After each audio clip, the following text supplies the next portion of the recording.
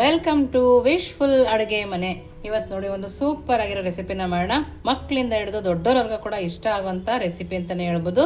ನೋಡಿ, ನಾನಿಲ್ಲಿ ಉಪ್ಪಿಟ್ಟು ಮಾಡ್ತೀವಲ್ಲ ಆ ರವೆನ ತೊಗೊಂಡಿದ್ದೀನಿ. ನೀವು ಚಿರೋಟಿ ರವೆ ಇದ್ದರೆ ಚಿರೋಟಿ ರವೆ ಕೂಡ ತೊಗೋಬೋದು. ಒಂದು ಬೌಲ್ ಆಗೋಷ್ಟು ತೊಗೊಂಡು ಮಿಕ್ಸಿ ಜಾರ್ ಒಳಗಡೆ ಹಾಕ್ಕೊಳ್ತಾ ಇದ್ದೀನಿ. ನೋಡ್ತಾ ಇದ್ದೀರಲ್ಲ, ಎಷ್ಟು ದಪ್ಪ ಇರೋ ರವೆ. ಚಿರೋಟಿ ರವೆ ಆದರೆ ನೀವು ಮಿಕ್ಸಿ ಮಾಡ್ಕೊಳ್ಳೋ ಅವಶ್ಯಕತೆನೇ ಇಲ್ಲ, ಹಾಗೆ ಹಾಕೋಬೋದು. ನೋಡಿ, ಇದನ್ನು ಸಣ್ಣದಾಗಿ ಪೌಡರ್ ಮಾಡ್ಕೊಂಬರೋಣ. ನೋಡಿ, ಈ ಥರ ಸಣ್ಣದಾಗಿ ಪೌಡರ್ ಮಾಡ್ಕೊಂಬಂದಿದ್ದೀನಿ. ಜಾಸ್ತಿ ಪೌಡರ್ ಥರ ಏನಾಗಲ್ಲ, ಮೀಡಿಯಮ್ ಚಿರೋಟಿ ರವೆ ಹೇಗಿರುತ್ತೋ ಆ ಥರ ಆಗುತ್ತೆ. ಇದನ್ನು ಒಂದು ಪಾತ್ರೆಗೆ ಹಾಕೋಣ. ನೋಡಿ, ಇವಾಗ ಒಂದು ಪ್ಲೇಟ್ ಥರ ತೊಗೊಂಡಿದ್ದೀನಿ. ಇದರೊಳಗಡೆ ಹಾಕೋಣ. ರವೆಗೇನೆ 1-2 ಸ್ಪೂನ್ ಆಗೋಷ್ಟು ಕಡಲೆ ಹಿಟ್ಟನ್ನು ಹಾಕ್ಕೊಳ್ತಾ ಇದ್ದೀನಿ. ಜಾಸ್ತಿ ಹಾಕ್ಕೊಳ್ತಾ ಇಲ್ಲ, ಮೆಜರ್ಮೆಂಟ್ ಪ್ರಕಾರನೇ ಹಾಕ್ಕೋಬೇಕು. ನಾನಿಲ್ಲಿ 1 ಬೌಲ್ ಆಗುವಷ್ಟು ಮೈದಾ ಹಿಟ್ಟನ್ನು ಹಾಕ್ಕೊಳ್ತಾ ಇದ್ದೀನಿ. ನೋಡಿ, ಇಲ್ಲಿ ಸಕ್ಕರೆನ ಪುಡಿ ಮಾಡಿ ಇಟ್ಕೊಂಡಿದ್ದೆ, ಆ ಸಕ್ಕರೆನ 3/4 ಬೌಲ್ ಅಷ್ಟು ಹಾಕ್ಕೊಳ್ತಾ ಇದ್ದೀನಿ. ನಿಮಗೆ ಸ್ವೀಟ್ ಜಾಸ್ತಿ ಬೇಕಂದರೆ 1 ಬೌಲ್ ಕೂಡ ಹಾಕೋಬೋದು. 1 ಚಿಟಿಕೆ ಆಗುವಷ್ಟು ಉಪ್ಪು, 1 ಚಿಟಿಕೆ ಆಗುವಷ್ಟು ಅಡುಗೆ ಸೋಡನ್ನು ಕೂಡ ಹಾಕ್ಕೊಂಡಿದ್ದೀನಿ. ಇವಾಗ ಇಷ್ಟನ್ನು ಹಾಕ್ಕೊಂಡು ನೀಟಾಗಿ ಮಿಕ್ಸ್ ಮಾಡ್ಕೋಬೇಕು. ನೋಡಿ, ಈ ಥರ ಮಿಕ್ಸ್ ಮಾಡ್ಕೊಬೇಕು.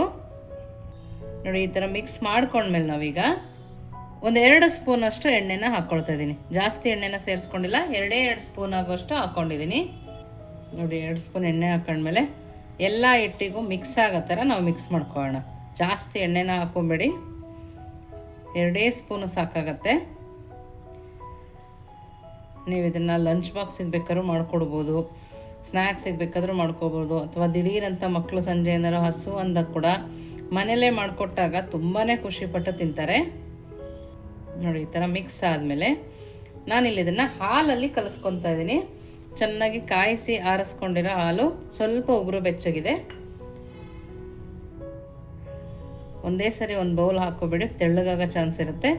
ತೆಳ್ಳಗಾದ್ರೂ ಸ್ವಲ್ಪ ಮೈದಾ ಅಥವಾ ಚಿರೋಟಿ ರವೆನ ಸೇರಿಸ್ಕೊಬೋದು. ನೋಡಿ, ಇಷ್ಟಿಷ್ಟೇ ಹಾಕಿ ಚೆನ್ನಾಗಿ ಕಲಿಸ್ಕೊಂಬರೋಣ. ನೋಡಿ, ಈ ಥರ ನೀಟಾಗಿ ಕಲಿಸ್ಕೊಬೇಕು. ನೋಡ್ತಾ ಇದ್ದೀರಲ್ಲ, ನೋಡ್ತಾ ಇದ್ದೀರಲ್ಲ ಎಷ್ಟು ಚೆನ್ನಾಗಿ ಬಂದಿದೆ ಅಂತೇಳಿ. ತುಂಬ ಸಾಫ್ಟಾಗಿ ಬಂದಿದೆ, ತೆಳುವಾಗಿಲ್ಲ, ಕರೆಕ್ಟಾಗಿದೆ. ನೋಡಿ, ಇವಾಗ ಇದನ್ನೊಂದು 5 ನಿಮಿಷ ಬಿಡೋಣ. ನೋಡಿ, ಇವಾಗ 10 ನಿಮಿಷ ಆಗಿದೆ. ಇವಾಗ ನೋಡಿ, ಸ್ಪೂನಲ್ಲಿ ತೋರಿಸ್ತೀನಿ ನಿಮಗೆ ಎಷ್ಟು ಚೆನ್ನಾಗಾಗಿದೆ ಗೊತ್ತಾ ಒಳಗಡೆ. ನೋಡಿ, ಈ ಥರ ನಮಗೆ ಬರಬೇಕು. ಇವಾಗ ಇದನ್ನು ನಾವೀಗ ದೂದ್ ಪೇಡ ಎಲ್ಲ ತಿಂದಿರ್ತೀವಲ್ವ, ನಂದಿನಿ ದೂದ್ ಪೇಡ ಎಲ್ಲ, ಆ ಸೈಜಿಗೆ ಮಾಡ್ಕೊಳ್ಳೋಣ. ಜಾಸ್ತಿ ದೊಡ್ಡ ಸೈಜು ಬೇಕಾಗಲ್ಲ, ಆ ಸೈಜಿಗೆ ಸಾಕಾಗತ್ತೆ. ನೋಡಿ, ಈ ಥರ ಮಾಡ್ಕೋಬೇಕು. ನಾನು ಇನ್ನೊಂದು ಕೂಡ ಮಾಡಿ ತೋರಿಸ್ತಾ ಇದ್ದೀನಿ.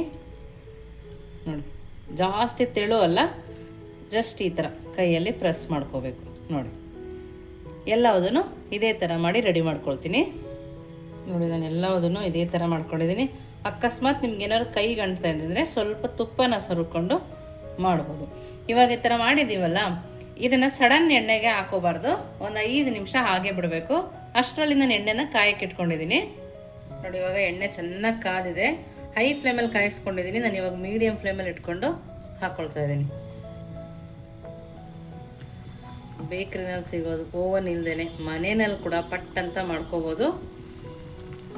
ಸ್ವೀಟ್ ತಿನ್ನಬೇಕು ಅನ್ನಿಸ್ದಾಗ, ಮನೆಯಲ್ಲಿ ಬೇರೆ ಏನೋ ಐಟಮ್ಗಳಿಲ್ಲಪ್ಪ ಅಂದಾಗ ರವೆ ಇದ್ರೆ ಸಾಕು, ಪಟ್ ಅಂತ ನಾವು ಈ ರೆಸಿಪಿನ ಮಾಡ್ಕೋಬೋದು. ನೋಡಿ, ಒಂದ್ಸರಿ ಹಾಕಿದ ಮೇಲೆ ನಾವು ಪಟ್ ಅಂತ ಕೈ ಹಾಕಬಾರ್ದು. ನೋಡಿ, ನಿಧಾನಕ್ಕೆ. ನೀವಿನ್ನೂ ನಮ್ಮ ವಾಟ್ಸಪ್ ಗ್ರೂಪಿಗೆ ಜಾಯಿನ್ ಆಗಿಲ್ಲ ಅಂದರೆ ವಿಶ್ಫುಲ್ ಅಡುಗೆ ಮನೆ ವಾಟ್ಸಪ್ ಗ್ರೂಪ್ಗೆ ಜಾಯಿನ್ ಆಗೋದನ್ನು ಮರಿಬೇಡಿ. ಹೊಸ ರೆಸಿಪಿ ಬೇಕಂದರೆ ಅಲ್ಲಿ ನೀವು ಕಮೆಂಟ್ ಮೂಲಕ ತಿಳಿಸ್ಬೋದು. ಮೀಡಿಯಮ್ ಫ್ಲೇಮಲ್ಲಿ ಇಟ್ಟೇ ಬೇಯಿಸ್ಕೋಬೇಕು. ನೋಡಿ, ನಾವು 2 ಸೈಡು ತಿರುಗಿಸಿ ಬೇಯಿಸ್ಕೊಬೇಕು. ಕಲರ್ ನೀಟಾಗಿ ಬರ್ತಾ ಇದೆ. ನೋಡಿ, ನಾವು ಜೋರಲ್ಲಿ ಇಟ್ಟರೆ ನೀಟಾಗಿ ಬೇಯೋದು ಇಲ್ಲ, ಕಲರ್ ಕೂಡ ನೀಟಾಗಿ ಬರೋದಿಲ್ಲ. ಒಂದು ಕಡೆ ಒತ್ತೋದಂಗಿರುತ್ತೆ, ಇಲ್ಲ ಇನ್ನೊಂದು ಕಡೆ ಲೈಟ್ ಕಲರ್ ಇರುತ್ತೆ. ನೋಡಿ, 2 ಸೈಡು ಈ ಥರ ಮಾಡ್ತಾ ನಿಧಾನಕ್ಕೆ ನಾವು ಇದನ್ನು ಬೇಯಿಸ್ಕೊಬೇಕು. ಬೇಯಲಿ ಅಂತ ಹೈ ಫ್ಲೇಮಲ್ಲಿ ಇಟ್ಕೊಡ್ದು, ಮೀಡಿಯಮ್ ಫ್ಲೇಮಲ್ಲಿ ಇಟ್ಟು ನಿಧಾನಕ್ಕೆ ನಾವು ಇದನ್ನು ಬೇಯಿಸ್ಕೊಂಡು ಬರೋಣ. ನೋಡಿ, ಈ ಕಲರ್ ಬಂದಮೇಲೆ ನಾವು ಇದನ್ನು ತಕ್ಕೊಳ್ಳೋಣ. ನೋಡಿ, ಎಷ್ಟು ಚೆನ್ನಾಗಿ ಕಲರ್ ಬಂದಿದೆಯಲ್ಲ. ಇವಾಗ ಇದನ್ನು ತಕ್ಕೊಳ್ಳೋಣ.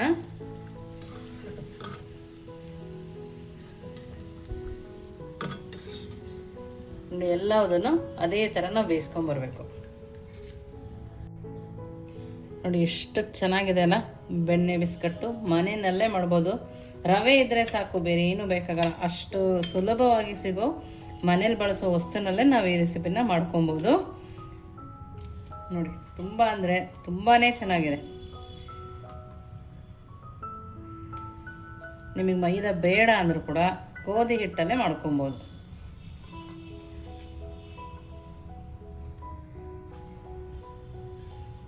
ನೋಡಿ ಬಿಸಿ ಬಿಸಿಯಾಗಿದೆ.